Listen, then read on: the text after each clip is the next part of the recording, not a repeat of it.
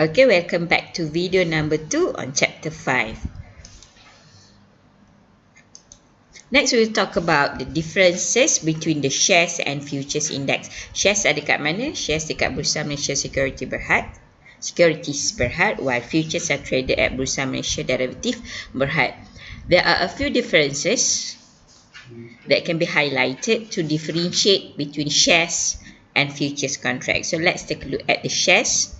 Let's talk about the holding period for shares. Of course, for shares there is no maturity date. Okay, so you also entitled to receive dividend. But if you invest in futures contract, it will involve maturity. For example, if you trade June FKLI, definitely the maturity will be in June. Okay, and you will not receive any dividend for trading in futures contract. Your profit will merely your profit merely depends on the spread between selling price and buying price.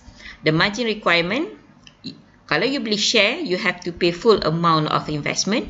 Kalau you beli satu lot, okay, satu lot 1,000 unit, 100 unit, satu lot 100 unit, 100 unit, 1 unit pula RM10, so 100 dalam 10, 1,000. So nak tak nak, you have to have the RM1,000 full amount of investment. If you invest, let's say, in 20 or 30 lots of shares, also you have to have the full amount of investment. But for trading in futures contract, you only have to pay up to the initial margin that have been predetermined or determined by the broker only. Kalau lah total contract value tu katakan 100,000, if you want to trade in futures contract, the broker may set the initial investment up to 10% from the total contract value only. And then in shares, short selling is not allowed. Okay, you tak boleh jual dulu baru beli. Kalau jual dulu barang tak ada, how can you sell something you don't have? But in futures market, you can start your open position by doing short selling. Because why? If you sell, the Bursa Malaysia Clearing House will match you punya selling position tu with the buying position from another trader. What about the leverage investment? Yang mana lebih berganda-ganda pulangan dia? Of course, in the futures contract. Kalau pulangan in the shares market or shares investment, pulangan dia taklah berganda-ganda as compared to futures contract. But you have to remember lah, this one is very risky. It's riskier compared to shares. Futures contract is riskier compared to shares. And about the floating position, okay, we have learned about FCPO before. When you trade in futures contract, your position will be marked to market. Okay, walaupun you tak close lagi, tapi position you dia akan mark on daily basis. They will calculate for you your untung rugi atas angin to the floating profit or loss. But however, in shares, right, your unrealized profit or loss will not be calculated. Kalau you beli and then you lock sampai setahun, 2 tahun, alright, it's okay, because nobody will your position will not be marked on daily basis. Alright, you will get either profit or loss after you sell your shares. Okay, and finally the commission charges, of course, ada different lah. Alright, it is a flat fee of RM60 per transaction based on number of contract in futures market, while in shares market, 1% transaction on value of the contract, exclude clearing fee and also stamp duty. So that's the differences between shares and futures contract. Okay, let's first start with the hedging with FKLI. We know that there will be 4 strategies altogether.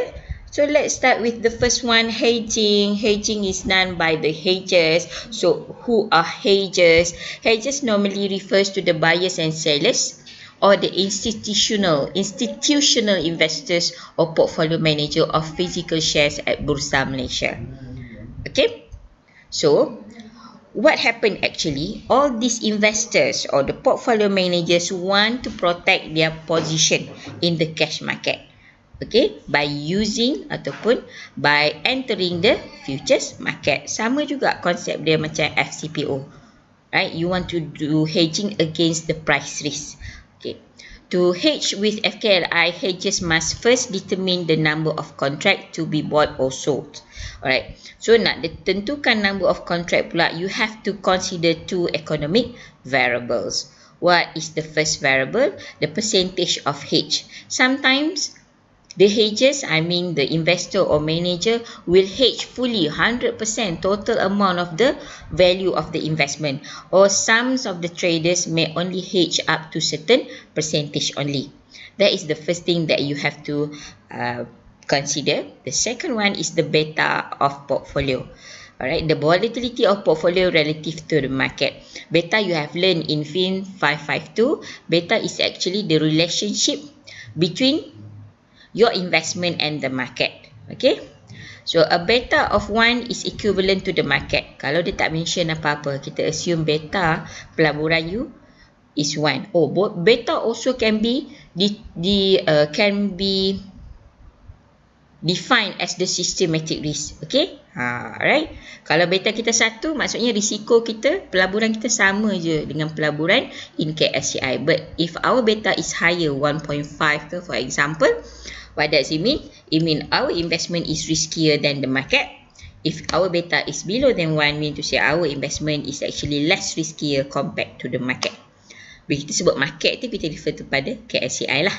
Okay, so those are two variables that you have to look at when we want to calculate the number of contracts. So this is the formula to calculate the number of contract. The total amount to hedge, you times with the percentage you want to hedge, and you time the beta of the investment.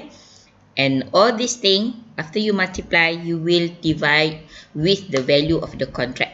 Okay, so the amount to hedge refers to the total value of the investment or portfolio you want to buy or you want to sell, or you currently hold, and the value of contract.